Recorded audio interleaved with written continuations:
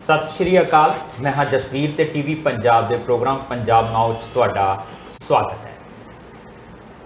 कदी कदी कहते दो जणियां दी लड़ाई ना तीजे नूं रास आ जाती है ते ये मुख्यमंत्री भगवंत मान ते पटवारियां दी लड़ाई जिहड़ी है एक खिच्चोताण जिहड़ी आ वो रास आ रही है उन्हां नौजवानों नूं जिहड़े कदों दी उड़ीक करदे पए सीगे कि सानूं टैसट वगैरह करवा के तो सिलैक्ट तो कर लिया, अजे तक नियुक्ति पत्र क्यों नहीं दिते जा रहे।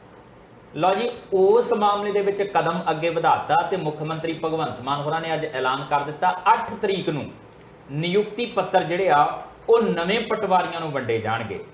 कहंदे खज्जल नहीं होण दिंदे पिंडां दे लोकां नूं, काम नहीं रुकण दिंदे, काम चलाएमान रखांगे। पर ये हुण नियुक्ति पत्र दिंदे सार फील्ड च किद्दां आउणगे पटवारी, 1.5 साल दी इन्हां दी ट्रेनिंग कित्थे जाएगी। सवाल ये भी ने, पर इस सब दे नाल यह जरूर कहा जा सकता कि लिखण वाली गल नहीं कर रहे भगवंत मान होरी पटवारियां दे अगे, सगों उस मामले दे विच कदम किसी होर पासे नूं जांदे नज़र आ रहे। जिक्र इस गल दा भी करांगे कि उधर इंडिया गठजोड़ दे विच कांग्रेस ते आम आदमी पार्टी दी आपसी जिहड़ी लड़ाई है ना, वो पंजाब दे विच तां खास तौर ते ठंडी पैंदी नज़र आ नहीं रही।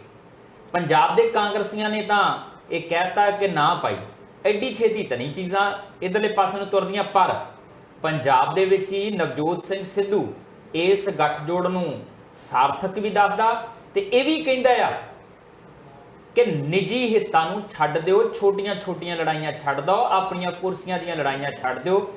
फिर की राजा वड़िंग ते प्रताप सिंह बाजवा सिर्फ अपनी कुर्सी की लड़ाई लड़ते पे, होर कोई लड़ाई नहीं उन्हां दी। जिक्र तो करना बनता है। इस सब दे विच खबर निकल के आ रही है कि परविंदर झोटा की रिहाई नूं लैके पुलिस प्रशासन ने काम करना शुरू कर दिता। सरकार हुण लिफनी शुरू हो गई है इस मामले च, क्योंकि लोगों के रोह दे अगे वाह पेश जाती कोई नज़र आ नहीं रही। मीटिंग हुई, मीटिंग दे विच किहड़े फैसले हुए तो गल किहड़े पासे नूं तुरदी नज़र आ रही है, आपां जिक्र छेड़ांगे। उधर भारत भूषण आशू ने सुख दा साह लिया सी, जमानत मिली ते विजिलेंस ब्यूरो जिहड़ा वो हुण कोई अगे जांच वधा नहीं रही सीगी ते वो सब तो बाद ईडी की दखल अंदाजी नाल मामला फिर पेचीदा हुंदा जा रहा। गहने गट्टे जिहड़े आ वो बरामद किए गए आ और गहने गट्टियां नूं लैके चर्चा चलदी है 2 करोड़ तो वध दे सोने दे गहने सीगे और वो 8 करोड़ तो वध दा मामला हुण इस ईडी वाले केस दे विच आ गया ते लगदा है कि शिकंजा भारत भूषण आशू दे आउण वाले दिनां च कस्सिया जा सकदा है। तमाम नुकतियां दे उत्ते करांगे चर्चा करने लई मेरे नाल मौजूद रहणगे सीनियर पत्रकार राजीव भास्कर जी। भास्कर साहब जी आए, बहुत बहुत शुक्रिया जसवीर जी। भास्कर साहब, शुरुआत फिर आपां कर लैंदे आ नवजोत सिंह सिद्धू तो, क्योंकि सिद्धू ने जिथे कल कांग्रेस की मीटिंग हुई, हुण कांग्रेस की मीटिंग दे विच तकरीबन सारी कांग्रेस ही आए सी। पहली गल तो इस गल की हैरानी हुंदी है उस मीटिंग च नवजोत सिंह सिद्धू नहीं हुंदे, ते दूजी गल ये कि वो मीटिंग दे विच ये गल्लां निकल के आउंदियां कि असीं गठजोड़ नहीं करना, असीं हाईकमान नाल गल करांगे, देखांगे की कुछ हुंदा आ, बड़ा कुछ होर होया वापरिया। इधर सिद्धू होरी अज ट्वीट करके कहंदे आ कि एवें कुर्सी की लड़ाई, एवें छोटे छोटे निजी स्वार्थां दा करके वड्डी लड़ाई नूं छोटा ना करो, वधो अगे। ये गठजोड़ इन्हां चोणां लई है, अगलियां चोणां लई नहीं है। देखो, जिस तरीके नाल गठबंधन की गल कदी अगे वधदी है कदी पिछे जाती है, ਅਸੀਂ ਸਾਨੂੰ ਵੀ ਇਹਦੇ ਪਿੱਛੇ ਜਾਣ ਦੀ ਲੋੜ ਹੈਗੀ ਹੈ। ਜੂਨ 23 ਨੂੰ ਪਟਨਾ ਸਾਹਿਬ ਦੇ ਵਿੱਚ ਹੋਈ ਮੀਟਿੰਗ ਜਿਹਦੇ ਵਿੱਚ ਕਾਂਗਰਸ ਦੇ ਔਰ ਆਮ ਆਦਮੀ ਪਾਰਟੀ ਦੇ ਆਗੂ ਵੀ ਸ਼ਾਮਿਲ ਹੋਏ ਔਰ ਉੱਥੇ 17 ਪਾਰਟੀਆਂ ਦੀ ਗੱਲ ਚੱਲ ਰਹੀ ਸੀ। 17 ਤੋਂ ਵੱਧ ਕੇ ਜਦ ਜੁਲਾਈ 18 ਨੂੰ ਮੀਟਿੰਗ ਹੋਈ ਬੈਂਗਲੁਰੂ ਦੇ ਵਿੱਚ ਤੇ ਇਹ ਪਾਰਟੀਆਂ ਵੱਧ ਕੇ 26 ਹੋ ਗਈ, 26 ਤੋਂ ਬਾਅਦ 28 ਹੋ ਗਈ, ਇਹ ਮੁੰਬਈ ਪਹੁੰਚਦੇ ਔਰ ਮੁੰਬਈ ਦੀ ਮੀਟਿੰਗ ਦੇ ਵਿੱਚ ਚੇਚੇ ਤੌਰ ਤੇ ਇਹ ਗੱਲ ਹੋਈ ਸੀ ਕਿ ਇਹ ਅਲਾਈਅੰਸ, ਖਾਸ ਕਰਕੇ ਅਰਵਿੰਦ ਕੇਜਰੀਵਾਲ ਉਹਨਾਂ ਦੀ ਉਸ ਮੀਟਿੰਗ ਨੂੰ ਐਡਰੈਸ ਕਰਨ ਦੀ ਗੱਲ ਕਰੀਏ ਤੇ ਕੇਜਰੀਵਾਲ ਉਹਨਾਂ ਨੇ ਸਾਰੇ ਅਲਾਈਅੰਸ ਪਾਰਟਨਰ ਨੂੰ ਇਹ ਅਪੀਲ ਕੀਤੀ ਸੀ ਕਿ ਇਹ ਜਿਹੜਾ ਪ੍ਰਪੋਜ਼ਡ ਅਲਾਈਅੰਸ ਹੈ, ਇੰਡੀਆ ਦਾ ਅਲਾਈਅੰਸ ਹੈ, ਇਹਦੇ ਵਿੱਚ ਸਾਰੀ ਪੋਲੀਟੀਕਲ ਪਾਰਟੀਆਂ ਨੈਸ਼ਨਲ ਪੱਧਰ ਦੇ ਉੱਤੇ ਸੀਟ ਸ਼ੇਅਰਿੰਗ ਦੀ ਗੱਲ ਕਰਨ और सारी पोलिटिकल पार्टियां नूं यह गल कही गई सी कि अगली मीटिंग जो कि अगले महीने हो सकती है भोपाल दे विच टेंटेटिव मीटिंग हैगी है, उहदे विच भी यह गल है कि अपनी अपनी लिस्ट लैके आओ ताकि सीट शेयरिंग नूं भी 30 सितंबर तो पहले मुका लिता जाए और वो भी खास करके तद जब दिसंबर के महीने दे विच लोक सभा इलैक्शन विधान सभा 5 सूबे दे विच होने वाले इलैक्शनां दे नाल हो सकती है। इदां दी कंसो भी कुछ इंडिया के पार्टनर्स नूं, अलायंस पार्टनर्स नूं मिली सीगी। पंजाब कित्थे खड़ा है? ਜੇ ਪੰਜਾਬ ਦੀ ਗੱਲ ਕਰੀਏ ਤੇ ਇੱਥੇ ਪ੍ਰਤਾਪ ਸਿੰਘ ਬਾਜਵਾ ਉਹਨਾਂ ਨੇ ਸ਼ੁਰੂ ਤੋਂ ਇਹ ਝੰਡਾ ਚੱਕਿਆ ਹੋਇਆ ਹੈ ਕਿ ਆਮ ਆਦਮੀ ਪਾਰਟੀ ਦੇ ਨਾਲ ਤੇ ਆਪਾਂ 5 ਮਿੰਟ ਵੀ ਨਹੀਂ ਬਹਿ ਸਕਦੇ, ਇਹਨਾਂ ਦੀ ਤੇ ਆਪਾਂ ਸ਼ਕਲ ਨਹੀਂ ਦੇਖਣਾ ਚਾਹੁੰਦੇ, ਇਹਨਾਂ ਦੇ ਨਾਲ ਅਲਾਈਅੰਸ ਤੇ ਦੂਰ ਦੀ ਗੱਲ ਹੈਗੀ ਹੈ, ਜੇ ਸਾਨੂੰ ਇੱਕ ਕਮਰੇ ਵਿੱਚ ਭਾਵ ਵੀ ਦਿੱਤਾ ਜਾਏ ਤਾਂ ਵੀ ਸਾਡੀ ਇਹਨਾਂ ਨਾਲ ਨਹੀਂ ਮੁੱਕਣੀ ਗੱਲ।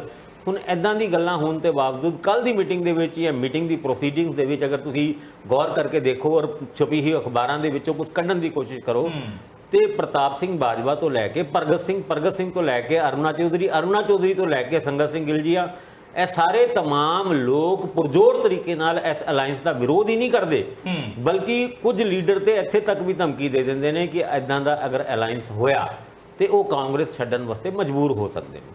ਹੁਣ ਉਹ ਸਟੇਟਮੈਂਟ ਤੇ ਉਹਨਾਂ ਨੇ ਦਿੱਤੀ ਔਰ ਉਹ ਸਟੇਟਮੈਂਟ ਤੋਂ ਬਾਅਦ ਅੱਜ ਜਦ ਗੱਲ ਆਪਾਂ ਇਹਦੀ ਕਰ ਰਹੇ ਸੀਗੇ ਤੇ ਉਹਦੇ ਵਿੱਚ ਵੀ ਗੱਲ ਨਿਕਲ ਕੇ ਆਈ ਕਿ ਪ੍ਰਤਾਪ ਸਿੰਘ ਬਾਜਵਾ ਉਹਨਾਂ ਦਾ ਕੱਲ ਦੀ ਮੀਟਿੰਗ ਦੇ ਵਿੱਚ ਉਹ ਬਿਆਨ ਜਿਹਦੇ ਵਿੱਚ ਇਹ ਕਹਿੰਦੇ ਨੇ ਕਿ ਐਦਾਂ ਨਹੀਂ ਹੁੰਦਾ, ਵੱਡੇ ਬਜ਼ੁਰਗ ਯਾਨੀ ਹਾਈ ਕਮਾਂਡ ਦੀ ਤਰਫ ਉਹ ਇਸ਼ਾਰਾ ਕਰ ਰਹੇ ਸੀ, ਜੇ ਕੋਈ ਰਿਸ਼ਤਾ ਕਰ ਦਿੰਦੇ ਨੇ ਤੇ ਕੁੜੀ ਮੁੰਡੇ ਤੋਂ ਪੁੱਛ ਲਓ। ਹੁਣ ਕੁੜੀ ਮੁੰਡੇ ਦਾ ਉਹਨਾਂ ਦਾ ਜਿਹੜਾ ਮਤਲਬ ਸੀਗਾ ਉਹ ਸੀਗਾ ਆਮ ਆਦਮੀ ਪਾਰਟੀ ਤੇ ਕਾਂਗਰਸ ਦੀ ਪੰਜਾਬ ਦੀ ਲੀਡਰਸ਼ਿਪ, ਯਾਨੀ ਕੁੜੀ ਮੁੰਡੇ ਨੂੰ ਤੁਸੀਂ ਕੋਈ ਕੁੜੀ ਭਾਵੇਂ ਵੱਡਿਆਂ ਨੇ ਪਸੰਦ ਕੀਤੀ ਹੋਏ ਫਿਰ ਵੀ ਇੱਕ ਮੌਕਾ ਦਿੱਤਾ ਜਾਂਦਾ ਵੀ ਆਪਸ ਵਿੱਚ ਗੱਲ ਕਰ ਲਓ, ਔਰ ਜਿਹਦੇ ਵਿੱਚ ਅਕਸਰ ਕੁੜੀ ਪੁੱਛਦੀ ਹੈ ਵੀ ਤੁਹਾਡਾ ਕੋਈ ਇੱਧਰ ਉੱਧਰ ਕੋਈ ਰੌਲਾ ਤੇ ਨਹੀਂ, ਔਰ ਮੁੰਡਾ ਵੀ ਪੁੱਛਦਾ ਵੀ ਤੁਸੀਂ ਮੇਰੇ ਨਾਲ ਐਡਜਸਟ ਹੋ ਜਾਓਗੇ।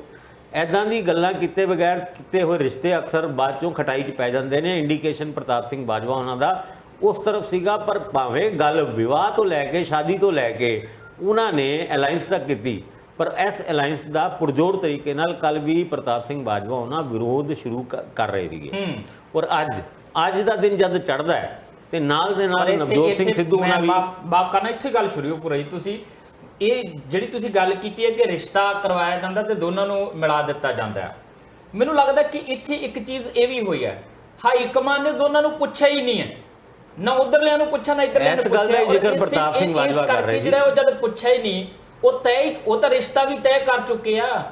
ਇਹ ਹੁਣ ਇਤਰਾਜ਼ ਜਿਹੜਾ ਕੁੜੀ ਮੁੰਡੇ ਦਾ ਵੱਖਰੇ ਤਰੀਕੇ ਦਾ, ਔਰ ਉਹਦੇ ਵਿੱਚੋਂ ਵੀ ਇੱਕ ਸਹਿਮਤ ਆ, ਇੱਕੋ ਨੂੰ ਇਤਰਾਜ਼ ਆ, ਦੂਜਾ ਸਹਿਮਤ ਆ। ਹਰਪਾਲ ਚੀਮਾ ਹੋਰੀ ਕਹਿੰਦੇ ਇਹਨਾਂ ਨੂੰ ਨਹੀਂ, ਇੱਥੋਂ ਦੀ ਲੋਕਲ ਲੀਡਰਸ਼ਿਪ ਦੀ ਬਿਆਨਬਾਜ਼ੀ ਦਾ ਕੋਈ ਫਰਕ ਨਹੀਂ ਪੈਂਦਾ। ਉਹ ਕਹਿੰਦੇ ਹਾਈ ਕਮਾਂਡ ਤੈਅ ਕਰ ਚੁੱਕੀ ਆ ਗੱਠਜੋੜ, ਸੀਟਾਂ ਵੰਡ ਹੋ ਜਾਣੀਆਂ ਆ। ਮੈਨੂੰ ਲੱਗਦਾ ਹੈ ਕਿ ਭਾਵੇਂ ਹਰਪਾਲ ਚੀਮਾ ਉਹਨਾਂ ਦਾ ਉਹ ਬਿਆਨ ਜਿਹਦੇ ਵਿੱਚ ਉਹ ਗੱਲ ਕਹਿੰਦੇ ਨੇ ਕਿ ਸਾਡਾ ਗੱਠਜੋੜ ਤਕਰੀਬਨ ਫਾਈਨਲਾਈਜ਼ ਹੋ ਗਿਆ, ਆ ਪੰਜਾਬ ਵਾਲੇ ਕਾਂਗਰਸੀ ਭਾਵੇਂ ਜਿੰਨੇ ਮਰਜ਼ੀ ਇਹਦੇ ਵਿੱਚ ਰੋਲਾ ਪਾਣ, ਲੇਕਿਨ ਇਹ ਗੱਲਾਂ ਉੱਤੋਂ ਹੀ ਆਉਣੀਆਂ। ਔਰ 16 ਤਰੀਕ ਨੂੰ ਜਿਹੜੀ CWC ਦੀ ਮੀਟਿੰਗ ਹੈਗੀ ਹੈ ਕਾਂਗਰਸ ਦੀ ਹੈਦਰਾਬਾਦ ਦੇ ਵਿੱਚ, ਉਹਦੇ ਵਿੱਚ ਸੀਟਾਂ ਦੀ ਵੰਡ ਨੂੰ ਲੈ ਕੇ ਅੰਤਿਮ ਫੈਸਲਾ ਆਪਣੇ ਪੱਧਰ ਤੇ, ਕਿਉਂਕਿ ਜਦ ਅਸੀਂ ਇਹ ਗੱਲ ਕਹਿੰਦੇ ਹਾਂ ਕਿ 1 ਸਪਟੈਂਬਰ ਦੀ ਮੀਟਿੰਗ ਦੇ ਵਿੱਚ ਸਾਰੇ ਇੰਡੀਆ ਦੇ ਪਾਰਟਨਰਸ ਨੂੰ, ਪੋਲੀਟੀਕਲ ਪਾਰਟੀਆਂ ਨੂੰ ਇਹ ਗੱਲ ਕਹਿ ਦਿੱਤੀ ਗਈ ਹੈ ਕਿ ਅਗਲੀ ਵਾਰ ਜਦ ਮਿਲਾਂਗੇ ਤੇ ਸਾਰੀ ਆਪਣੀ ਲਿਸਟ ਲੈ ਕੇ ਆਣਾ ਜਿਹਦੇ ਵਿੱਚ ਆਪਣੇ ਆਪ ਨੂੰ ਉਹ ਵਿਨੇਬਲ ਸਮਝਦੇ ਨੇ, ਔਰ ਕਿਉਂ ਉਹ ਸੀਟ ਪਾਰਟਿਕੂਲਰਲੀ ਉਹਨਾਂ ਨੂੰ ਦਿੱਤੀ ਜਾਏ ਤਾਂ ਕਿ BJP ਨੂੰ ਹਰਾ ਕੇ ਇੰਡੀਆ ਅਲਾਈਅੰਸ ਆਪਣੀ ਪੁਰਜ਼ੋਰ ਤਰੀਕੇ ਨਾਲ ਅਗਲੀ ਸਰਕਾਰ 2024 ਨਹੀਂ ਤੇ ਫਿਰ 23 ਚ ਹੋਇਆ ਤੇ 23 ਚ ਬਣਾ ਲੈਣ। ਹੁਣ ਇਸ ਮੁੱਦੇ ਦੇ ਉੱਤੇ ਦੇਖੋ ਅੱਜ ਚੰਨ ਕੀ ਚੜਿਆ। ਅੱਜ ਸਵੇਰੇ ਜਿੱਦਾਂ ਹੀ ਮੀਡੀਆ ਦੀ ਉਸ ਗਠਬੰਧਨ ਨੂੰ ਲੈ ਕੇ ਗੱਲਬਾਤ ਸ਼ੁਰੂ ਹੁੰਦੀ ਹੈ, ਨਵਜੋਤ ਸਿੰਘ ਸਿੱਧੂ ਉਹਨਾਂ ਦਾ ਇੱਕ ਟਵੀਟ ਆ ਜਾਂਦਾ, ਉਸ ਟਵੀਟ ਦੇ ਵਿੱਚ ਉਸ ਅਲਾਈਅੰਸ ਦੀ ਉਹ ਹਿਮਾਇਤ ਕਰਦੇ ਹੋਏ ਨਜ਼ਰ ਆਉਂਦੇ ਨੇ, ਹਿਮਾਇਤ ਕਰਦੇ ਹੋਏ ਨਜ਼ਰ ਆਉਂਦੇ ਨੇ, ਜਿਸ ਅਲਾਈਅੰਸ ਦੇ ਉੱਤੇ ਪ੍ਰਤਾਪ ਸਿੰਘ ਬਾਜਵਾ ਤੋਂ ਲੈ ਕੇ ਜਿਨ੍ਹਾਂ ਕਾਂਗਰਸੀਆਂ ਦਾ ਅਸੀਂ ਨਾਂ ਲੈ ਕੇ ਹਟੇ ਹਾਂ, ਉਹਨਾਂ ਨੇ ਪੁਰਜ਼ੋਰ ਵਿਰੋਧ ਤੇ ਰਿਜ਼ਾਈਨ ਕਰਨ ਤੱਕ ਦੀ ਧਮਕੀ ਤੱਕ ਦੇ ਦਿੱਤੀ ਸੀ। ਔਰ ਉਸ ਤੋਂ 1 ਘੰਟੇ ਬਾਅਦ ਇੱਕ TV ਚੈਨਲ ਦੇ ਵਿੱਚ ਇੱਕ ਬ੍ਰੇਕਿੰਗ ਨਿਊਜ਼ ਟਾਈਪ ਚੱਲਦੀ ਹੈ ਕਿ ਵੀ ਹੁਣੇ ਆਈ ਸੂਤਰਾਂ ਦੇ ਹਵਾਲੇ ਤੋਂ ਇੱਕ ਵੱਡੀ ਖਬਰ, ਉਹ ਕਹਿੰਦੇ ਨੇ ਪੰਜਾਬ ਦੇ ਵਿੱਚ ਕਾਂਗਰਸ ਦਾ ਔਰ ਆਮ ਆਦਮੀ ਪਾਰਟੀ ਦਾ ਕਿਸੇ ਵੀ ਤਰੀਕੇ ਦਾ ਗੱਠਜੋੜ ਨਹੀਂ ਹੋਏਗਾ। ਔਰ ਇਸ ਗੱਲ ਦੀ ਪੁਸ਼ਟੀ ਕਰਨ ਵਾਸਤੇ, ਕਿਉਂਕਿ ਉਹਨਾਂ ਨੇ ਸੂਤਰਾਂ ਤੋਂ ਹਵਾਲੇ ਤੋਂ ਇਹ ਖਬਰ ਦਿੱਤੀ ਸੀ, ਉਹ ਕੁਝ ਆਮ ਆਦਮੀ ਪਾਰਟੀ ਦੇ ਲੀਡਰਾਂ ਦਾ ਇੰਟਰਵਿਊ ਲੈਂਦੇ ਨੇ, ਬਾਈਟਸ ਲੈਂਦੇ ਨੇ ਜੀ, ਔਰ ਉਹਦੇ ਵਿੱਚੋਂ ਨਿਕਲ ਕੇ ਆਉਂਦੇ ਨੇ ਮਾਲਵਿੰਦਰ ਕੰਗ, ਫਿਰ ਉਸ ਤੋਂ ਬਾਅਦ ਕੁਝ ਹੋਰ ਆਮ ਆਦਮੀ ਪਾਰਟੀ ਦੇ ਆਗੂ ਇਹ ਕਹਿੰਦੇ ਹੋਏ ਨਜ਼ਰ ਆਉਂਦੇ ਨੇ ਕਿ ਨਹੀਂ ਜੀ ਇਹ ਅਲਾਈਅੰਸ ਤੇ ਨਹੀਂ ਹੋ ਸਕਦਾ, ਕਿਉਂਕਿ ਕਾਂਗਰਸ ਦੇ ਵੀ ਆਗੂ ਇਸ ਗੱਲ ਦੇ ਵਿਰੋਧ ਵਿੱਚ ਹੈ। ਔਰ ਨਾਲ ਦੇ ਨਾਲ ਇੱਕ ਨੈਰੇਟਿਵ ਸੈੱਟ ਕਰਨ ਦੀ ਕੋਸ਼ਿਸ਼ ਆਮ ਆਦਮੀ ਪਾਰਟੀ ਦੇ ਆਗੂ ਕਰਦੇ ਨੇ ਕਿ ਅਸੀਂ ਕਰਪਸ਼ਨ ਦੇ ਖਿਲਾਫ ਛੇੜੀ ਹੋਈ ਜੰਗ ਦੇ ਵਿੱਚ ਕਿਸੇ ਵੀ ਤਰੀਕੇ ਦਾ ਕੰਪਰੋਮਾਈਜ਼ ਨਹੀਂ ਕਰ ਸਕਦੇ, ਇਸ ਕਰਕੇ ਸਾਡਾ ਅਲਾਈਅੰਸ ਕਾਂਗਰਸ ਦੇ ਨਾਲ ਨਹੀਂ ਹੋਏਗਾ। ਇਹਦੇ ਪਿੱਛੇ ਵੀ ਤੁਸੀਂ ਪੋਲਿਟਿਕਸ ਨੂੰ ਸਮਝਣ ਦੀ ਕੋਸ਼ਿਸ਼ ਕਰੋ, ਕਿਉਂਕਿ ਕਾਂਗਰਸੀਆਂ ਦਾ ਪੁਖਤਾ ਵਿਰੋਧ, ਪੁਰਜ਼ੋਰ ਵਿਰੋਧ, ਫਿਰ ਆਮ ਆਦਮੀ ਪਾਰਟੀ ਦੀ ਲੀਡਰਸ਼ਿਪ ਦਾ, ਕਿਉਂਕਿ ਹਰਪਾਲ ਸਿੰਘ ਚੀਮਾ ਉਹਨਾਂ ਦੀ ਜਿਸ ਪਰਸਨੈਲਿਟੀ ਨੂੰ ਅਸੀਂ ਜਾਣਦੇ ਹਾਂ, ਉਸ ਪਰਸਨੈਲਿਟੀ ਦੇ ਹਿਸਾਬ ਨਾਲ ਉਹ ਆਪਣੇ ਪੱਧਰ ਦੇ ਉੱਤੇ ਐਦਾਂ ਦਾ ਕੋਈ ਸੈਂਸਿਟਿਵ ਬਿਆਨ ਨਹੀਂ ਦੇ ਸਕਦੇ ਜਦੋਂ ਇਹ ਕਹਿੰਦੇ ਹੋਏ ਸੁਣਾਈ ਦਿੰਦੇ ਨੇ ਕਿ ਇਹ ਅਲਾਈਅੰਸ ਤੇ ਹੋ ਚੁੱਕਿਆ।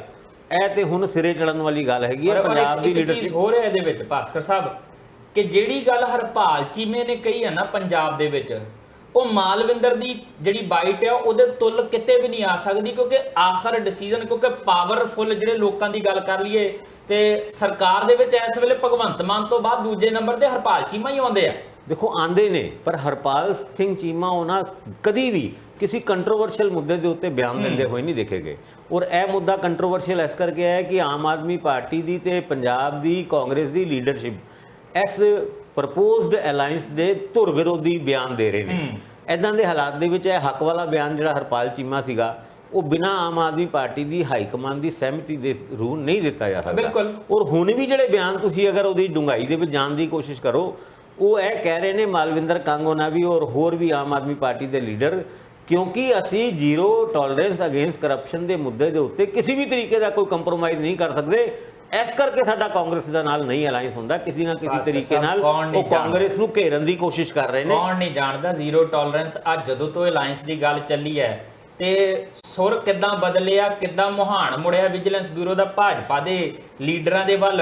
ਇਹ ਹਕੀਕਤ ਤਾਂ ਲੋਕਾਂ ਦੇ ਸਾਹਮਣੇ ਹੈ ਕਿ ਜ਼ੀਰੋ ਟੋਲਰੈਂਸ ਹੈ। ਜ਼ੀਰੋ ਟੋਲਰੈਂਸ ਤੁਹਾਡੀ ਕਿਸ ਤਰੀਕੇ ਨਾਲ ਕਿਸ ਪਾਸੇ ਨੂੰ ਜਾਂਦੀ ਹੈ ਉਹ ਤਾਂ ਲਗਭਗ ਸਾਹਮਣੇ ਆ। ਪਰ ਹੁਣ ਵੱਡਾ ਸਵਾਲ ਇਹ ਹੈ ਨਵਜੋਤ ਸਿੰਘ ਸਿੱਧੂ ਕਿੱਧਰਲੇ ਪਾਸੇ ਜਾਣਗੇ। ਸਿੱਧੂ ਜੇ ਪੱਖ 'ਚ ਆ, ਬਾਕੀ ਪਾਰਟੀ ਕਹਿੰਦੀ ਅਸੀਂ ਵਿਰੋਧ ਕਰਾਂਗੇ। ਕੱਲ ਅਸਤੀਫਿਆਂ ਵਗੈਰਾ ਦੀ ਵੀ ਚਰਚਾ ਚੱਲਦੀ ਰਹੀ ਕਾਂਗਰਸ ਦੀ ਮੀਟਿੰਗ ਦੇ ਵਿੱਚ ਵੀ ਅਸਤੀਫੇ ਦੇ ਦਾਂਗੇ। ਪ੍ਰਗਟ ਸਿੰਘ ਨੇ ਵੀ ਕੁਝ ਗੱਲਾਂ ਜਿਹੜੀਆਂ ਨੇ ਕੀਤੀਆਂ। ਹੁਣ ਉਹਨਾਂ ਹਾਲਾਤਾਂ ਦੇ ਵਿੱਚ ਸਿੱਧੂ ਹੁਰੀ ਕਿਹੜੇ ਪਾਸੇ ਜਾਣਗੇ, ਆਪਾਂ ਇਹਦਾ ਵੀ ਜ਼ਿਕਰ ਕਰਨਾ, ਨਾਲ ਮੁੱਖ ਮੰਤਰੀ ਭਗਵੰਤ ਮਾਨ ਦੇ ਅਗਲੇ ਕਦਮ ਦਾ ਵੀ ਜ਼ਿਕਰ ਕਰਨਾ ਛੋਟੇ ਜਿਹੇ ਵਿਰਾਮ ਤੋਂ ਬਾਅਦ। ਬ੍ਰੇਕ ਤੋਂ ਬਾਅਦ ਤੁਹਾਡਾ ਸਵਾਗਤ ਹੈ। ਨਵਜੋਤ ਸਿੰਘ ਸਿੱਧੂ ਤੋਂ ਗੱਲ ਸ਼ੁਰੂ ਕੀਤੀ ਸੀ ਤੇ ਗੱਲ ਬਹੁਤ ਦੂਰ ਤੱਕ ਨਿਕਲ ਗਈ ਆ। ਭਾਸਕਰ ਸਾਹਿਬ ਇੱਕ ਪਾਸੇ ਤਾਂ ਕਾਂਗਰਸੀ ਕਹਿੰਦੇ ਆਪਾਂ ਦੇ ਦਾਂਗੇ ਅਸਤੀਫੇ ਜੇ ਇਹ ਗੱਠਜੋੜ ਹੁੰਦਾ ਹੈ ਤੇ ਆਪਾਂ ਅੰਤ ਨਹੀਂ ਇਹਦਾ ਚੱਲਦੇ। ਸਿੱਧੂ ਕਹਿੰਦੇ ਇਹ ਚੀਜ਼ਾਂ ਹੋਣੀਆਂ ਚਾਹੀਦੀਆਂ। ਉਦੋਂ ਬਾਅਦ ਬਚਦਾ ਕੀ ਹੈ ਫਿਰ ਕਾਂਗਰਸ ਦੇ ਵਿੱਚ? ਜੇ ਪ੍ਰਧਾਨ ਨਹੀਂ ਮੰਨਦਾ, ਮੁੱਖ ਵਿਰੋਧੀ ਧਿਰ ਦਾ ਲੀਡਰ ਨਹੀਂ ਮੰਨਦਾ, ਉਹ 16 ਤਰੀਕ ਨੂੰ ਉਹਨਾਂ ਨੇ ਜਾ ਕੇ ਮੀਟਿੰਗ ਵੀ ਕਰਨੀ ਆ ਹਾਈ ਕਮਾਂਡ ਦੇ ਨਾਲ। ਜੇ ਉੱਥੇ ਕੋਈ ਫੈਸਲਾ ਇਹੋ ਜਿਹਾ ਹੁੰਦਾ ਆ ਫਿਰ ਦੋ ਧਿਰਾਂ ਦੇ ਵਿੱਚੋਂ ਇੱਕ ਧਿਰ ਨੂੰ ਤਾਂ ਕਿਤੇ ਨਾ ਕਿਤੇ ਸਹਿਮਤੀ ਬਣਾਉਣੀ ਪੈਣੀ, ਜਾਂ ਸਿੱਧੂ ਨੂੰ ਜਾਂ ਸਿੱਧੂ ਵਾਲੀਆਂ ਸਹਿਮਤੀਆਂ ਜਿਹੜੀਆਂ ਹੈ ਉਹ ਹਾਈ ਕਮਾਂਡ ਦੇ ਨਾਲ। ਫਿਰ ਇਹ ਮੰਨ ਲਿਆ ਜਾਵੇ ਕਿ ਜੇ ਰਾਜਾ ਵੜਿੰਗ ਵਿਰੋਧ ਜ਼ਿਆਦਾ ਤਿੱਖਾ ਕਰਦਾ, ਹਾਈ ਕਮਾਂਡ ਉਹ ਮੰਨਣ ਨੂੰ ਤਿਆਰ ਨਹੀਂ ਹੈ, ਤੇ ਫਿਰ ਸਿੱਧੂ ਪ੍ਰਧਾਨ ਹੋ ਜਾਣਗੇ ਅਗਲੇ। ਜਿੱਥੇ ਤੱਕ ਗੱਲ ਨਵਜੋਤ ਸਿੰਘ ਸਿੱਧੂ ਉਹਨਾਂ ਦੀ ਕਰੀਏ ਤੇ ਉਹਨਾਂ ਦੇ ਕਈ ਬਿਆਨ ਇਦਾਂ ਦੇ ਪਿਛਲੇ ਦਿਨਾਂ ਦੇ ਵਿੱਚ ਦੇਖੇ ਗਏ ਨੇ ਜਿਹਦੇ ਵਿੱਚੋਂ ਉਹ ਸਾਬਿਤ ਕਰਨ ਦੀ ਕੋਸ਼ਿਸ਼ ਕਰਦੇ ਨੇ, ਜਿੱਦਾਂ ਉਹ ਫਿਲਮ ਨਹੀਂ ਆਈ ਸੀ ਮੇਰਾ ਪਤੀ ਮੇਰਾ ਦੇਵਤਾ ਹੈ, ਉਸ ਤਰੀਕੇ ਨਾਲ ਰਾਹੁਲ ਗਾਂਧੀ ਮੇਰਾ ਦੇਵਤਾ ਹੈ। ਸਿੱਧੂ ਉਹਨਾਂ ਦੇ ਬਿਆਨ ਉਸ ਦਿਸ਼ਾ ਦੀ ਤਰਫ ਹਮੇਸ਼ਾ ਜਾਂਦੇ ਹੋਏ ਨਜ਼ਰ ਆਉਂਦੇ ਨੇ। ਸਿੱਧੂ ਉਹਨਾਂ ਨੂੰ ਵੀ ਇਸ ਗੱਲ ਦੀ ਕੰਸੋ ਹੈਗੀ ਹੈ ਕਿ ਹਾਈ ਕਮਾਂਡ ਮੋਦੀ ਸਾਹਿਬ ਨੂੰ ਹਰਾਉਣ ਵਾਸਤੇ ਜਾਂ ਪ੍ਰਧਾਨ ਮੰਤਰੀ ਨਰਿੰਦਰ ਮੋਦੀ ਜਾਂ ਬੀਜੇਪੀ ਦੀ ਸਰਕਾਰ ਨੂੰ ਤੀਜੀ ਵਾਰ ਜਿੱਤਣ ਤੋਂ ਰੋਕਣ ਵਾਸਤੇ ਉਹ ਕਿਸੇ ਵੀ ਹੱਦ ਤੱਕ ਇਸ ਅਲਾਈਅੰਸ ਦੇ ਪੱਖ ਵਿੱਚ ਬੋਲਦੇ ਨਜ਼ਰ ਆਉਂਦੇ ਨੇ ਰਾਹੁਲ ਗਾਂਧੀ। ਤੇ ਫਿਰ ਨਵਜੋਤ ਸਿੰਘ ਸਿੱਧੂ ਵੱਖਰੀ ਲਾਈਨ ਕਿੱਦਾਂ ਅਡਾਪਟ ਕਰ ਸਕਦੇ ਨੇ?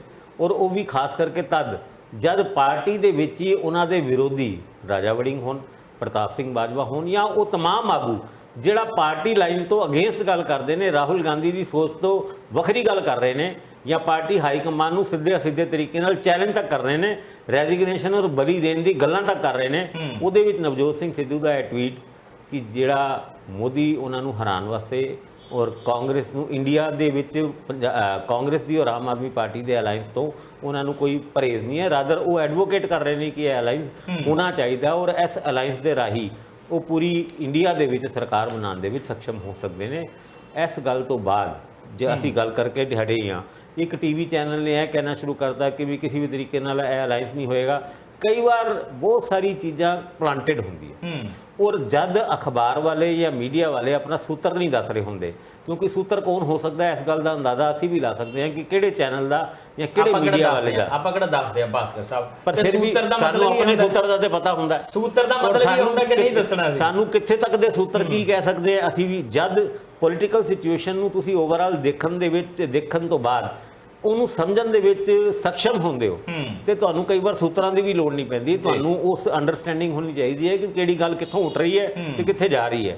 ਹੁਣ ਆਮ ਆਦਮੀ ਪਾਰਟੀ ਤੇ ਦਿੱਤੀ ਹੋਈ ਸਟੇਟਮੈਂਟ ਅੱਜ ਕਿ ਵੀ ਅਸੀਂ ਜਿਹੜੇ ਕਰਪਸ਼ਨ ਦੇ ਖਿਲਾਫ ਛੇੜੀ ਗਈ ਜੰਗ ਦੇ ਵਿੱਚ ਕਿਸੇ ਵੀ ਤਰੀਕੇ ਦਾ ਕੰਪਰੋਮਾਈਜ਼ ਨਹੀਂ ਕਰਾਂਗੇ, ਇਸ ਕਰਕੇ ਸਾਡਾ ਕਾਂਗਰਸ ਨਾਲ ਅਲਾਈਅੰਸ ਨਹੀਂ ਹੋਏਗਾ। ਔਰ ਦੂਜੇ ਪਾਸੇ ਕਾਂਗਰਸ ਦੇ ਲੀਡਰਸ਼ਿਪ ਕੱਲ ਦੀ ਮੀਟਿੰਗ ਦੇ ਵਿੱਚ ਵੀ ਇਹ ਗੱਲ ਕਹਿ ਰਹੇ ਸੀ ਕਿ ਸਰਕਾਰ ਦੀ ਪੋਲ ਖੋਲੋ ਰੈਲੀ ਉਹ ਛੇਤੀ ਆਪਾਂ ਸ਼ੁਰੂ ਕਰ ਦਾਂਗੇ, ਯਾਨੀ ਇਹ ਤਕਰਾਰ ਬਣਾ ਕੇ ਰੱਖਣਾ। ਹੁਣ ਪੰਜਾਬ ਦੀ ਪੋਲੀਟੀਕਲ ਸਿਚੁਏਸ਼ਨ ਨੂੰ ਇਸ ਅਲਾਈਅੰਸ ਦੇ ਚਸ਼ਮੇ ਦੇ ਰਾਹੀਂ ਦੇਖਣ ਦੀ ਲੋੜ ਹੈ। ਪ੍ਰਤਾਪ ਸਿੰਘ ਬਾਜਵਾ ਉਹਨਾਂ ਜਦ ਇਹ ਗੱਲ ਕਹਿੰਦੇ ਨੇ ਕਿ ਅਗਰ ਇਹ ਅਲਾਈਅੰਸ ਹੋ ਗਿਆ ਤੇ ਅਸੀਂ ਵਿਰੋਧੀ ਧਿਰ ਯਾਨੀ ਭਾਵੇਂ ਉਹ ਸ਼੍ਰੋਮਣੀ ਅਕਾਲੀ ਦਲ ਹੋਏ ਜਾਂ ਬੀਜੇਪੀ ਹੋਏ, ਉਹਨਾਂ ਦੇ ਵਾਸਤੇ ਸਿੱਧਾ ਪੋਲੀਟੀਕਲ ਗਰਾਊਂਡ ਉਹਨਾਂ ਨੂੰ ਦੇ ਰਹੇ ਹਾਂ ਅਸੀਂ।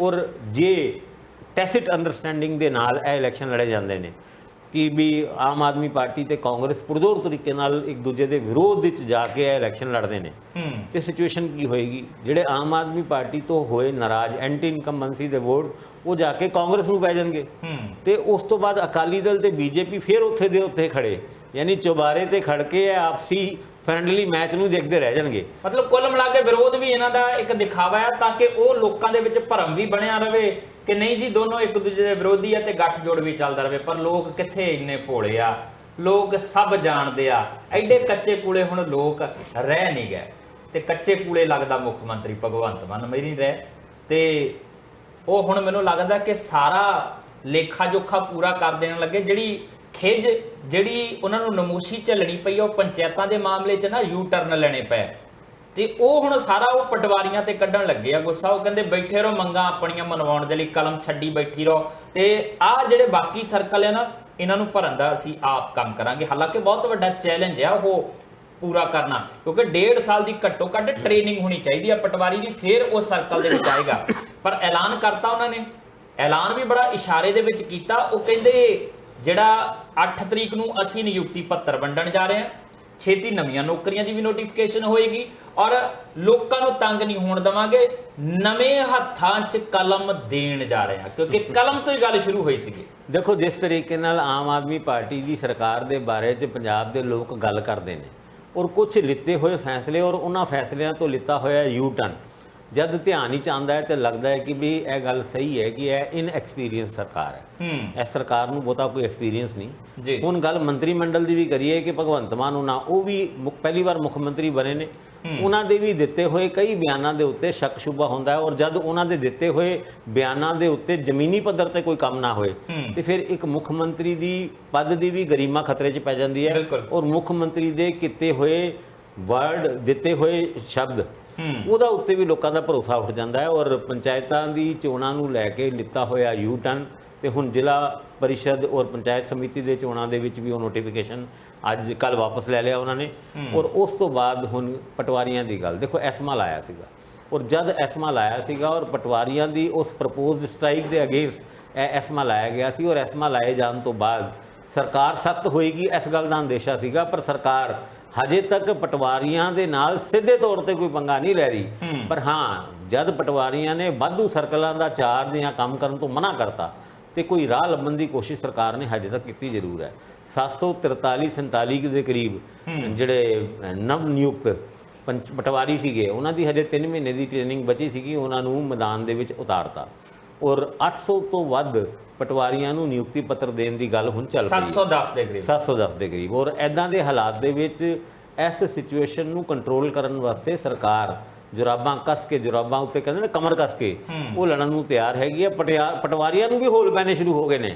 ਉਹ ਜਿਹੜੇ ਪਟਵਾਰੀਆਂ ਦੇ ਪ੍ਰਧਾਨ ਨੇ ਉਹ ਕਹਿੰਦੇ ਨੇ ਸਰਕਾਰ ਦੀ ਸਾਡੇ ਨਾਲ ਗੱਲ ਕਰੋ, ਔਰ ਉਹ ਬਸਤੇ ਜਿਹੜੇ ਪਟਵਾਰੀਆਂ ਨੂੰ ਸਭ ਤੋਂ ਪਿਆਰੇ ਹੁੰਦੇ ਨੇ ਉਹਨਾਂ ਬਸਤਿਆਂ ਨੂੰ ਛਿਨਣ ਦੀ ਵੀ ਤਿਆਰੀ ਸਰਕਾਰ ਨੇ ਕਰ ਲਈ, ਔਰ ਵਿਜੀਲੈਂਸ ਬਿਊਰੋ ਨੇ ਉਹ ਤਕਰੀਬਨ ਲਿਸਟ ਬਣਾ ਲਈ ਹੈ ਕਿਹੜੇ ਪਟਵਾਰੀ ਦੀ ਕੀ ਕਾਰਗੁਜ਼ਾਰੀ।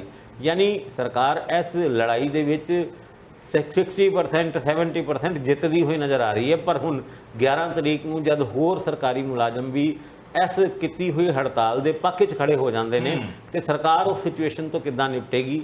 ਐਸਮਾ ਅਨਾਉਂਸ ਕਰਨ ਤੋਂ ਬਾਅਦ ਐਸਮਾ ਨਾ ਲਾ ਪਾਣਾ, ਕਿਉਂਕਿ ਜਦ ਪਟਵਾਰੀ ਵਾਧੂ ਚਾਰਜ ਦੇ ਉੱਤੇ ਕੰਮ ਨਾ ਕਰਨ ਤੋਂ ਕੰਮ ਕਰਨ ਤੋਂ ਇਨਕਾਰ ਕਰ ਦਿੰਦੇ ਨੇ ਤੇ ਇਹ ਵੀ ਉਹਨਾਂ ਦੇ ਖਿਲਾਫ ਲਿੱਤੇ ਹੋਏ ਐਕਸ਼ਨ ਦਾ ਕਾਰਨ ਬਣ ਸਕਦਾ ਹੈ। ਕਾਰਨ ਇੱਕ ਇਹਦੇ ਵਿੱਚ ਇਹ ਵੀ ਚੀਜ਼ ਹੈਗੀ ਹੈ ਭਾਸਕਰ ਸਾਹਿਬ ਕਿ ਮਾਨ ਸਾਹਿਬ ਹੁਣ ਇਹ ਦਿਖਾਉਣਾ ਨਹੀਂ ਚਾਹੁੰਦੇ ਕਿ ਮੈਂ ਕਿਤੇ ਕੱਚਾ ਪਿਆ, ਮੈਂ ਢਿੱਲਾ ਪਿਆ, ਉਹ ਦਿਖਾਉਣਾ ਨਹੀਂ ਚਾਹੁੰਦੇ। ਲੋਕਾਂ ਦੀ ਉਦਾਂ ਦੀ ਪਰਸੈਪਸ਼ਨ ਬਰਕਰਾਰ ਰੱਖਣਾ ਚਾਹੁੰਦੇ ਆ, ਬਾਵਜੂਦ ਇਹਦੇ ਕਿ ਉਹ ਜਾਣਦੇ ਆ ਕਿ ਜਿਹਨਾਂ ਨੂੰ 8 ਤਰੀਕ ਨੂੰ ਮੈਂ ਨਿਯੁਕਤੀ ਪੱਤਰ ਦੇਣੇ ਆ ਉਹ ਪੈਂਦੀ ਸੱਟੇ ਕਿਤੇ ਸਰਕਲਾਂ 'ਚ ਚੱਲ ਜਾਣੇ ਆ।